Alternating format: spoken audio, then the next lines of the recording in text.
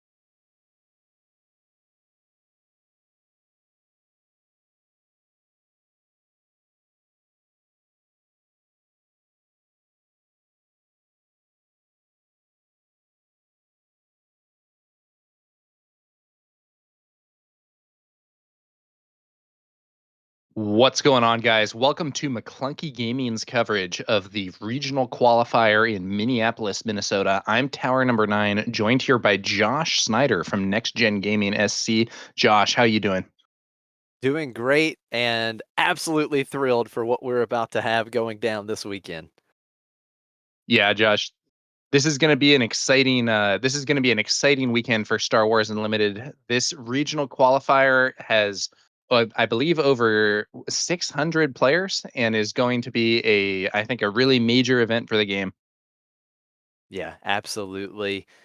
Over 600 players, which means this is the largest tournament in the United States for Star Wars Unlimited to date. Of course, they had over 800 players in Lille at the regional just a few weekends ago over in France. But hey, we've got a new record for the United States. You love to see it. And we've got a ton of great players in this field, a lot of excitement, a lot of buzz going about for this final major tournament before the Galactic Championship in just a couple months. Yeah, I think it's gonna be a big one. I mean, we already have a big crowd, as you guys can see there on the audience camera. Players are, I think, moving to their seats for the initial checks and so on, and we will have round one coming to you guys shortly. Yeah, can't wait to see what we get featured to open things up right out of the gate.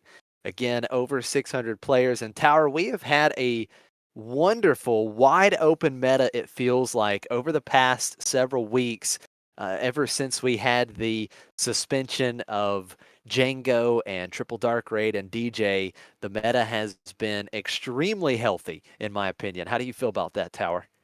Couldn't agree more, Josh. I think we've had a situation where when the set first came out, we saw Django as I wouldn't say a totally dominant character in the meta, but he was definitely winning more than his normal share of events. And after FFG intervened, I think we've seen a lot more experimentation and a meta where a lot more decks are performing well, and there isn't just like one notable deck standing out way above the rest. Yeah, and it's so great to see. I mean, just going off the current meta game, the highest percentage in terms of what has been most represented, we have most represented in the top 8 has been Cura Data Vault, and it's only 13.2% of the top 8. And then the leader overall, Sabine, has been the most represented leader at 14.8%.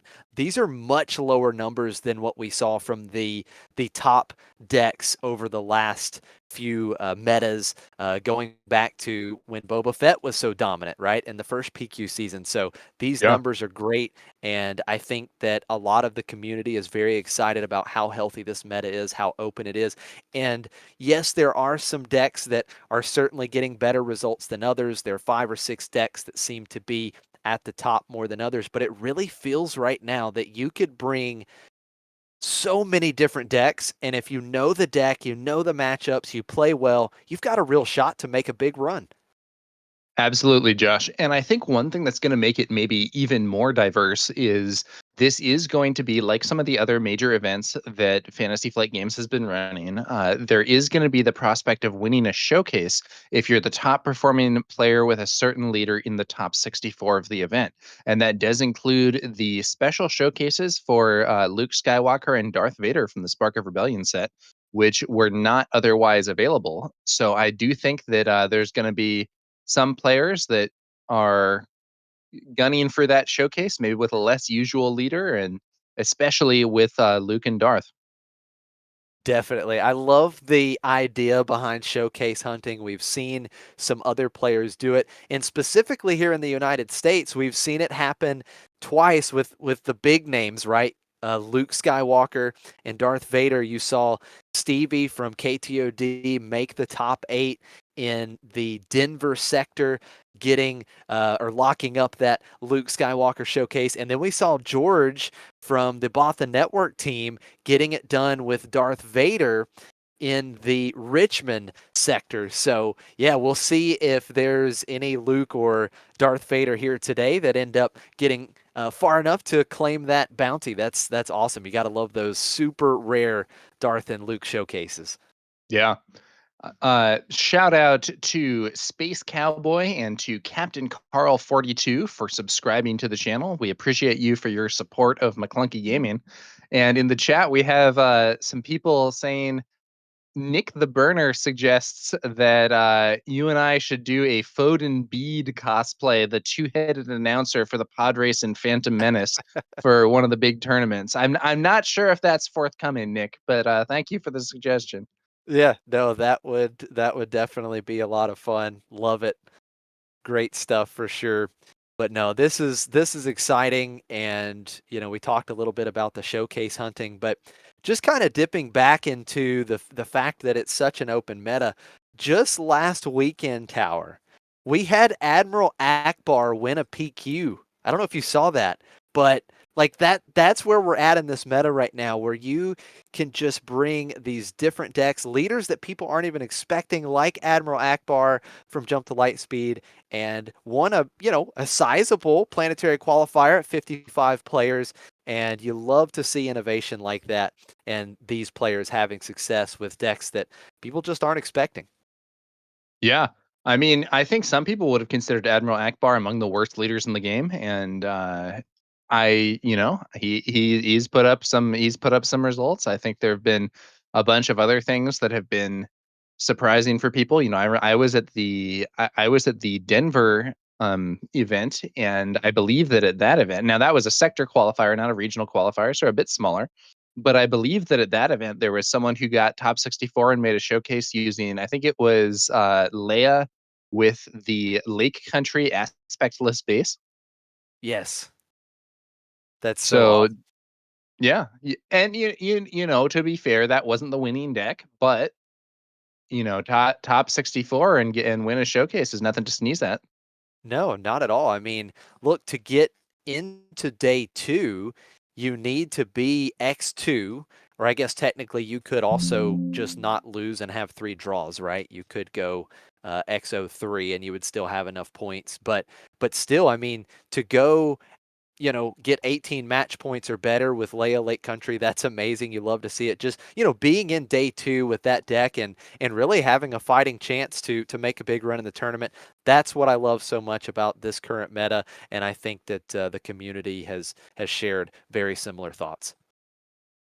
Yeah. Now, Sithwith says, let's see some secret guys on the top tables. And There are several players here from Team Secret. A lot of the prominent competitive teams in Star Wars Unlimited TCG have some players at this event.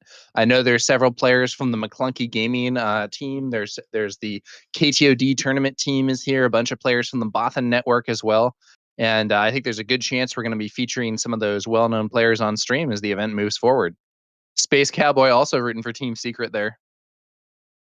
Yeah, no, we've got some very well-known teams within the community here with a large number of players from many of these different teams, and so many of these teams have players that, multiple PQ winners, top 8 at the sectors that we've had here in the United States. I mean, just so many great performances. This really is a stacked field, and I mean, it's tough, I mean, how this is kind of a loaded question, Tower. I mean, can we make a prediction here? Like if there was one player, right? Is there one player that Hmm. really stands out to you? I mean, obviously that's so hard because we have so many good players, but is there one that stands out to you at this field?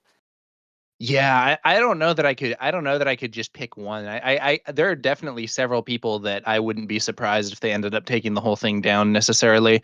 But at an event like this one with over 600 players, many of whom are, top level tournament competitors, I don't know that I have a single favorite.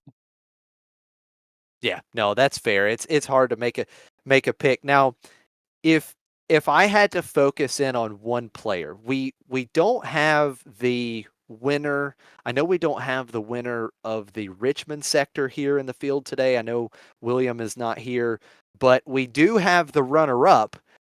We've got Michael Conroe, who went undefeated in Richmond all the way to the finals and ended up falling to William and his Sabine ECL deck. So he is in the field today, and he has had incredible undefeated runs in several of his last tournaments where he goes all the way to the finals and then he ends up falling there. So definitely a player to keep our eye on who has had some major performances lately. And, we'll see if he can finish it off here in this tournament.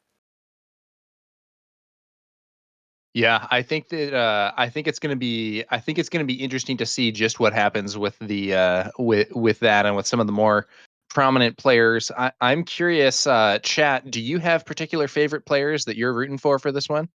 I see that Space Cowboy is rooting for Secret Andrew. Crispy cheering on the Bothan team. Vonnie Punch says Akbar is going to take this one for sure. Best deck in format. I admire your optimism for the Admiral Akbar deck, and I'll be pumped up if it does win. Honestly, that would be a surprise for many. I think.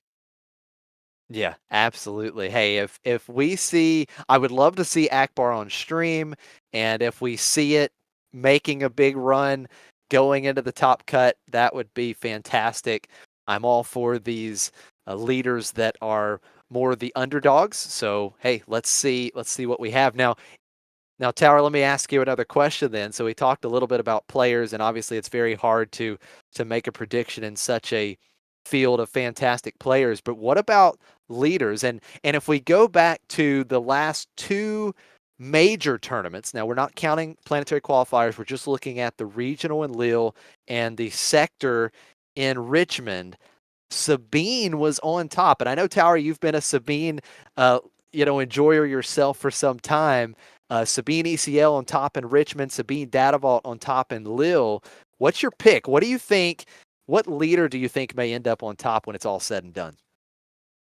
Oh, it's interesting. I'll be real with you. I think Sabine is a great deck. I think that Absolutely. before the bans with Django, Triple Dark Raid, I was actually more fond of Sabine, Cunning Sabine, Sabine Yellow. And I think that in the current environment, I actually think Sabine ECL, kind of the classic, is maybe in a stronger position. And I think it's a really good deck, but I think that one of the things about playing Sabine, especially Sabine ECL, is you're not really going to be catching people by surprise necessarily. It's a very well-known deck. It tends to be one of the more heavily played decks. That doesn't mean that it's bad, but I think a lot of the people who are going to a tournament have a plan for how to deal with Sabine. And that makes me think, is it probably the best aggro deck? I think it may well be. I personally prefer the ECL version to the Data Vault version. Um, but at the same time, that factor of opponents having prepared for it makes it a little bit riskier to run in some ways. But, on the other hand, they have to prepare for it because it's really good. Yeah, absolutely. I mean, Sabine is definitely one of those decks, right? I mean, it's definitely one of the decks that you're probably preparing for the most. I mean, I think Kira is another really big player in the format as well as maybe the two most popular decks, Kira and Sabine. But absolutely, I mean, Sabine, everyone knows what you're doing. I mean, at this point, the Sabine Data Vault deck is a little bit more unfamiliar as, you could kind of go more an aggressive strategy, putting more of the Rebel package in there, or you could have some more of those mid-range type cards that we saw come out on top in Lille with things like the 5/4 spaceship, the Radis, the big 7 cost spaceship. So, I mean, you've got a couple different ways to go with the Sabine Data Vault build. And yeah, I mean, but people know what you're doing and they are going to be prepared. They're probably going to have either the main deck or the sideboard geared pretty heavily towards Sabine. So we'll see. And we'll see how many Sabines show up, right? I mean, Sabine, I think, has been the most represented for the last few big tournaments. So we'll see what happens here today. And can Sabine make it 3 in a row? Can Sabine leader go three-peat in these major tournaments? We'll see as we get ready to go for round one. It looks like the players have they sat down for their pairings yet? Or are we still in the player meeting? Uh, looking at Melee, I believe that the round is not yet paired. I think this is just the like player meeting, make sure everybody's here. And I believe there on the crowd cam, I think I am seeing the judges walking up and down the aisles here and handing out some of the promo items that you get for playing in the event. Okay, very nice. So still kind of prepping, getting ready to go. And again, I mean, look, we're all excited. Largest Star Wars Unlimited tournament in the United States. And we've got chat pointing out Ray Data Vault. Sithwith pointing out Ray Data Vault. That's definitely a deck on the rise in the last couple weeks, ever since we saw Yehusera take the deck all the way to the top 8 in Lille. What are your thoughts on that deck, Tower, the Ray Data Vault deck that's kind of popped up here? Oh, I think it's really interesting. And, we had a planetary qualifier earlier that was where a Ray Data Vault deck was very successful. And I remember being surprised by it in particular because I would have assumed that it would have had a negative matchup into Kira, but it actually turned out that it had quite a good matchup into Kira. And in fact, in an interview with Pasquale, he was discussing, oh, I think one of the reasons I played this was that I wanted something that could take on Kira more efficiently. So I didn't see it coming necessarily, but I think it turned out to be a very strong composition, and I like the way that Ray's leader ability can turn a lot of those kind of not super powerful units with like utility abilities and then underwhelming stat lines into things that you really have to watch out for.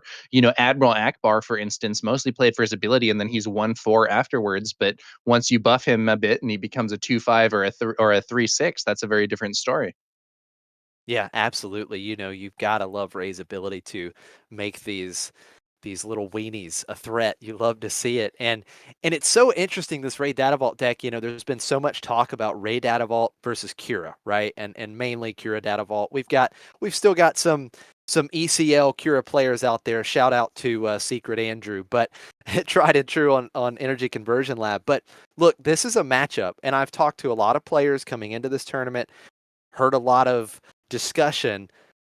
Players are not excited about that matchup because it seems so long and grindy. And we've seen success on both sides. I think Ophir Wu has had some good success against Ray Data Vault, but on the flip side, Yehosera had some really good success against Kira. So, we've seen some good players on Ray have success against Kira. We've seen some good plays on Kira have some success against Ray. And it's one of those matchups that these players are not really excited about. Yeah. One other thing that I have found interesting monitoring some of the planetary qualifier results that we've seen recently is that we've seen a big uptick in set 2 Han Solo. And it's been doing well with different bases. I think there have been some people playing the energy conversion lab and some people playing the data vault. It is usually Han green, but set 2 Han, which is, maybe reflective of the decreased prevalence of Tarkin Town in the meta after the Jango Fett suspension. Because historically speaking, Han's ability to play a unit with for a cheaper cost, but with some damage on it, was pretty risky into a field with lots of Tarkin Town decks. But maybe with Tarkin Town receding from the meta a bit, it's Han's time to shine. Yeah, no, I think you make an excellent point. Han 2 has really shown up the last couple weeks, has had some really good numbers in planetary qualifiers. We've seen the Han 2 ECL deck perform pretty well. It's picked up some PQ wins as well as the Han 2 Data Vault. Two very different decks, of course, but yeah, Han 2 definitely making a splash in the last couple weeks. And that then kind of raises the question. We saw Quinlan kind of on a downturn, right? Like Quinlan not putting up the best results. We did see the runner up finish in Richmond, but ever since then, Quinlan's kind of been, trending down a little bit. I'm wondering with Han 2 becoming better and better over the last couple weeks, does this open the door a little bit more for these Tarkin Town decks? More specifically, Quinlan as one of the decks that a lot of players going into post suspension really thought it was going to be one of the best decks in the field. Yeah, it's interesting. Now, I think one of the other things about Quinlan is that many of the more experienced competitive players at this point seem to think that Quinlan is actually even slightly disfavored into Sabine. Um, Historically, I don't think that was the common view. In fact, I think Quinlan was in part played as a deck that's like, oh, this is one of those decks that has good counters to early aggro. And at least when I was playing in the Denver sector event, my perception was that Quinlan's prevalence was one of the things that made Sabine Yellow more desirable compared to Sabine ECL. I think that I played against four different Quinlans and I went 3-1 match wise, and the Quinlan um the Quinlan situation now is I think a little different, and post ban for whatever reason, Sabines have been doing better against Quinlan than they were earlier. But I do think that Quinlan is a quite relevant deck, and I think it probably has the best discard package of any of the decks currently seen common play. Yeah, the discard package in Quinlan is absolutely brutal at times. And there's some matchups in particular where that discard package, can seal a game for you. So, definitely interesting to see. I just think with the uptick in Han 2, these Tarkin Town decks, I mean, there could be some room there, right? I mean, we know that we haven't seen a lot of CAD Tarkin Town lately. Maybe we see some more CAD, but I think that Quinlan probably a little bit more popular, and I think that you know. Yes, we do have a little bit of a tougher matchup into Sabine, but if Han2 shows up in numbers, I would be very interested to see and really feel as though Quinlan has a solid chance to make a good run here in this tournament. Yeah, I think now Space Cowboy in the chat is pointing out that Quinlan isn't running Red 3 anymore, and that can make it more of a challenge for Quinlan into Sabine. Shout out also to Hi Funko for the subscription here. And Hi Funko conveniently points out if you have Amazon Prime, you can get a free subscription to the channel, which removes ads. Hashtag not sponsored. Thank you for the Love it. subscription, Hi Funko, and for providing that information to the other viewers there in chat. Now, Andy Beads asks, what kind of goodies does all the players receive? I think there's a range of stuff, and you get more goodies the better you do in the event. So there are prize tickets that can be exchanged for various items at a prize wall. There is a playmat. There are some other promo cards and so on offer here. Yeah, definitely a lot of great things to pick up over the weekend. Some really cool items on the prize wall. I do believe they all get a participation promo card for Yep. just entering the tournament. And then, of course, I think there's another promo that you get if you get into day 2, right? And so, then there's some other promos, I think, for the top 8. And then, of course, the big prize is all top 8 will get a bye for day 1 bye at the Galactic Championship. So they'll be locked into day 2, and they will have their flight covered to Vegas. So, very nice prizing indeed throughout the field. Pretty good prize to win if you're planning on attending the Galactic Championships coming up in July. And I know that at the sector qualifier, I think they had Obi-Wan Kenobi as a promo card, and it looked really good. I'm not sure exactly what the promo cards are here at the more prestigious regional qualifier level, but I think there's going to be some more stuff, and I believe we may have those round 1 pairings because I'm looking at the video here and the players are getting up and moving. Yep, we Let's are so see what close we have. to action here in Minneapolis. A lot of buzz around this tournament. It's a very nice, cool, sunny day in Minneapolis, and the buzz inside, things are heating up. I'm excited. I can't wait to see what we get featured in round 1 and get the action underway. We've got, I'm sure, a lot of great games to call throughout the day. So super excited about it. And yes, Space Cowboy pointing out that is a good point. So if you actually got the VIP ticket to the event, you get the mat as well. So not just the participation promo, you get some extra goodies as well. And some of those play mats look really good. The art on those mats are great. So definitely some tough choices that players had to make which mat they wanted if they got the VIP package. Chew to Base in the YouTube chat is saying that's a ton of people. What is the player count? I'm looking at Melee here. I am seeing 628 active players. So nice big field for this one. Yeah, that is awesome. Breaking 600. The Richmond sector had 596. So we have officially passed that number and have the largest tournament that we've had in the United States. And what I'm curious about, Tower, is what the number of players, how many players we're going to have at the Galactic Championship. I mean, it's going to be a packed tournament. I think there was a claim earlier that they were close to selling out. I don't know what their cap Oh was wow, at, but that's I awesome. wouldn't be surprised if we saw 1,000 players or more for that one, to be honest with you. Yeah, definitely going to have players certainly traveling in from all over the world. Love to see it. We should have a round 1 matchup for you guys shortly, and yeah, we're gonna get into the event itself and see how this gameplay looks. I am excited. I'm excited for this one, Josh. I think it's gonna be a great day of casting, and not just one day of casting, because we're gonna be back tomorrow to cover some more games, including some of the top cut. Yeah, absolutely. Yep, this is a 2-day event, so we've got, I believe, 8 rounds of Swiss. Should be, I think, 8 rounds of Swiss today, and then we'll have some more Swiss rounds tomorrow before the top cut. But yeah, we've got a full weekend of Star Wars Unlimited, lots of matches to cast, and hopefully we get some fantastic games throughout the weekend. Absolutely, and I think it is possible. I don't know for sure. I think it's possible they'll do 9 rounds today, but it's going to be either 8 or 9, I believe.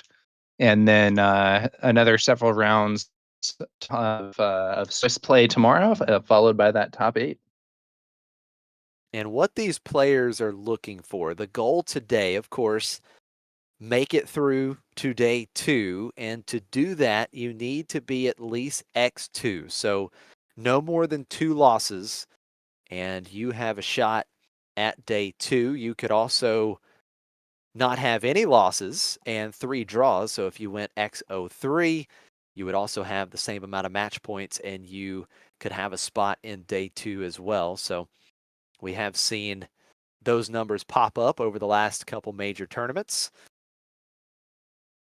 So that is the Yeah, I goal to think get to day 2. in principle, we could see people taking some intentional draws to try and get in there, but I think it would be pretty risky to use that strategy at least on day 1, given that you want to have the best record you can going into the second day of Swiss. Yeah, no, that'd be Barry Everson is rooting for a trench match in the chat, hoping for green trench. I'm not sure that's going to be what we have for you, Barry, but we'll have to see what happens. And looks like players are getting seated. There is a separate sort of featured match area for players that are going to be on the streams, and we should be getting somebody up there soon. Trench, yeah. Trench, such an interesting leader. And, the question is, how many Trench are in the field? I can't wait to see the leader breakdown and what we end up with throughout the field and some of these heroes, the stragglers, right? The leaders like Trench, how many do we see in the field? But hey, Trench is a very interesting leader and, could make for quite an interesting match on stream for sure. Manny is 4242 asks, doesn't your standing carry over? Yes, I believe your standing does carry over from day 1 Swiss to day 2 Swiss, which is why I was saying that it is risky to try and do intentional draws towards the end of day 1. Yes, it might mean that you would make day 2, but it might put you in a weaker position when it comes to the actual second day of play relative to players who played out their matches and won them. We got some other viewers cheering for Admiral Trench here in the chat. I think Admiral Trench is a really interesting leader that he's very unlike some of the other leaders in terms of his leader flip is really not all that great compared to some, and you have to actually pay for it. But on the other hand, you can keep deploying him over and over. He is a Right. special case in that, unlike other leaders in this game, you can deploy him more than once and just keep going. Now, and there are some other situations. I think Poe Dameron in particular from Jump to Lightspeed has a few ways, especially with the eject card, that you can get multiple plays out of him. But most leaders hit the field once, and once they're cleared, that's it. Trench really flips that dynamic on its head. Yeah, I do love that, and I love that you mentioned Poe and eject as well. We going into Jump to Lightspeed, we didn't have a way for players to, essentially have their leader out multiple times in both of those interactions with eject and Poe, and then Trench, of course, allowing us to do that. So definitely a neat interaction that we have now, and love to see those new mechanics. And here we go. I believe this is going to be our first match of the day, and it looks like we're going to have an Emperor Palpatine Data Vault deck. Oh, and check this out. It is actually going to be against Han Solo, but it's not Han 1 or even Han 2. I believe this is Never Tell Me the Odds Han. Oh yeah, that's awesome. So that's the new Han Solo. You love to see that. This should be very interesting. Yeah, we have Pilot Han here, and on the left we have Brian, on the right we have Philippe. Philippe playing Pilot Han, and Brian playing Emperor Palpatine, with the data vault there for Brian, and I believe that's going to be a 30 HP red base for Philippe. So interesting example there. In the past, I think Tarkin Town was really the base of choice among these players who were going for the aggression bases, but here we have 30 HP red. Yeah, very interesting. Love to see it.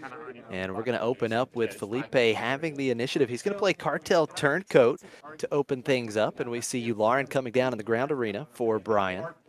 Look at this double one drop on turn 1 for Felipe. Pretty aggressive start. Yeah, this is a very strong start. If you're playing an aggressive deck with cheap ships and stuff, having multiple small units like this can be really powerful, especially against some of the vigilance villainy removal. But this is actually going to be this is not going to be a vigilance deck here from the Well, I mean, I suppose we could see out of aspect cards, but it's double green. Yeah, the double green data vault.